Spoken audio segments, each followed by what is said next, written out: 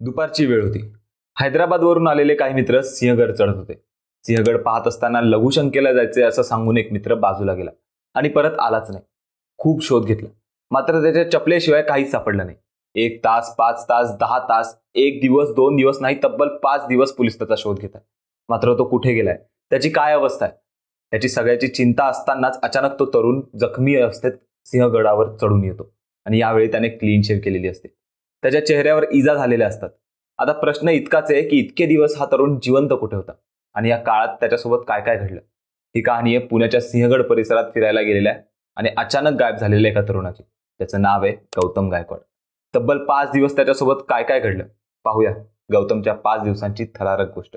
नमस्कार, मी अर्णित जोशी आणि आपण पाहतात कट टू कट. 5 दिवसांपूर्वी हैदराबादवरून काही मित्र पुण्यात फिरायला आले होते. पावसाळा, त्यात निसर्गरम्य वातावरण, हे सगळं बघण्यासाठी लोक आतुरलेले असतातच. पण या वेळेसचा पावसाळा सगळ्यांनाच आकर्षित करणारा होता. हैदराबादवरून आलेल्या या मित्रांमध्ये हिमांशू शुक्ला, वैष्णवी अलगुडे, सूरज माळी, महेश शिंदे आणि गौतम गायकवाड अशी 6 जण होते. त्यातला गौतम हा सातारमधल्या फलटणचा आहे. कामानिमित्त तो हैदराबादला असतो, पण परत येऊन आपल्या मित्रमैत्रिणींसोबत तो सिंहगड फिरायला आला होता. संध्याकाळच्या वेळेस तानाजी कड्याजवळ फिरत असताना गौतमने मित्रांना मी लघुशंकेला जाऊन येतो असं सांगितलं आणि बाजूला गेला. पण खूप वेळानंतरही तो परत आला नाही. मित्रांनी त्याचा शोध घेतला, पण गौतम कुठेच सापडला नाही. तानाजी कड्याजवळ मात्र त्याची एक चप्पल सापडली. संध्याकाळचे 7:30 पावणे 8 झालेले असतील. मित्रांनी घाबरून लगेचच पोलिसांना माहिती दिली. पोलिसांनी शोध सुरू केला. स्थानिक पोलीस, आपत्ती व्यवस्थापन पथक, हवेली पोलीस प्रशासन सगळेच याचा शोध घेण्यास लागले होते. पूर्ण 3 दिवस तपास करून पोलिसांच्या हाती मात्र काहीच लागलं नाही. पण 3 दिवसांनी एक अशी घटना घडली ज्यामुळे गौतमने स्वतःचा बेपत्ता असण्याचा बनाव रचला असावा असं सगळ्यांना वाटू लागलं. सिंहगडाच्या पायथ्याशी असलेल्या एका सीसीटीव्ही मध्ये एक तरुण लपत पळून जाताना दिसत होता.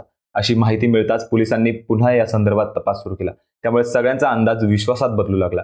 गौतमने स्वतःवर असलेल्या कर्जामुळे स्वतःच्या बेपत्ता असण्याचा बनाव रचला असावा असं सगळ्यांना वाटू लागलं.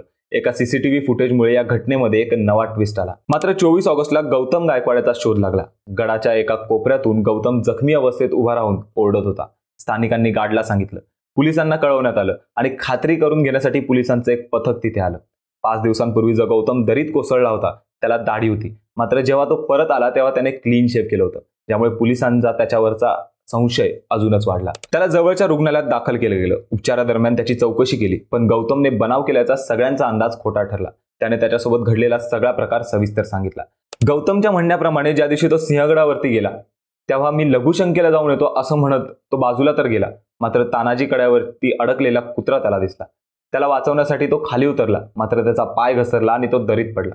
तरी तो खोल गेला नव्हता, पण जिथे तो अडकला होता तिथे कडा असल्यामुळे त्याला चढता येत नव्हतं.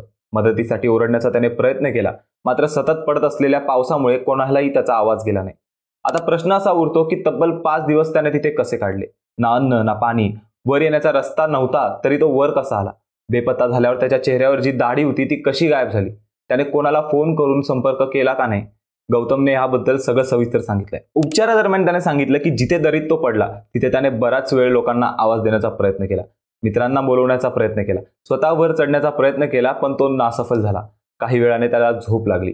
जाग आल्यावर अंधार होता. तिथे त्याला काहीच दिसत नव्हतं, मात्र त्याच्या दाढीमध्ये आणि केसांमध्ये किडे गेले होते. त्याला ते प्रचंड खाजवत होते.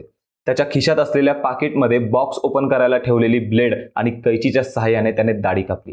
फोन करायचा त्याच्याकडे ऑप्शन नव्हता, कारण मोबाईल मित्राकडे होता.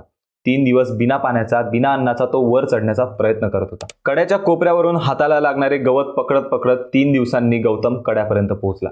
त्याला लोक दिसले. त्याने आवाज दिला, मात्र त्याला प्रतिसाद मिळाला नाही. जखमी अवस्थेत तो लाकडाच्या काठीचा आधार घेत पुढे येत होता. समोरून त्याला आधार देण्यासाठी 2 लोक आले आणि ज्या गौतमचा 4 दिवसांपासून तपास सुरू होता तो अखेर सापडला. तुम्हाला काय वाटतं? गौतमने हा सगळा बनाव रचला होता की खरंच एखादा व्यक्ती एवढ्या दिवस अशा अवस्थेत राहू शकतो? यावर विश्वास ठेवणं अवघड आहे, मात्र घडलेला प्रकार सगळ्यांसमोर आहे. खरं तर गौतम गायकवाडची ही कहाणी कोणत्याही चित्रपटाच्या स्टोरीपेक्षा कमी नाहीये. मात्र आणखी काही प्रश्नांची उत्तरं मिळणं बाकी आहे. अर्थात या प्रश्नांची उत्तरं फक्त गौतमच देऊ शकतो. सिंहगडाला फिरायला गेलेला एक तरुण अचानक गायब होतो आणि त्या तरुणाला शोधण्यासाठी अनेक जण कामाला लागतात. एवढंच नाही तर अचानक गायब झालेल्या तरुणाविषयी लोक अनेक उलटसुलट चर्चा करतात. आता या चर्चांना पूर्णविराम तेव्हाच मिळेल जेव्हा गौतम यावर पूर्णपणे बोलेल. आता ही स्टोरी जरी पूर्ण झालेली असली तरी स्टोरीचा क्लायमॅक्स अजून बाकी आहे, कारण तो ऐकायला आपल्याला आधी गौतम दवाखान्यातून बाहेर येण्याची वाट पाहावी लागेल. बाकी तुम्हाला या घटनेबद्दल काय वाटतं कमेंट करून नक्की कळवा आणि अशाच रोजच्या घडामोडींसाठी कट टू कटला सबस्क्राईब करा.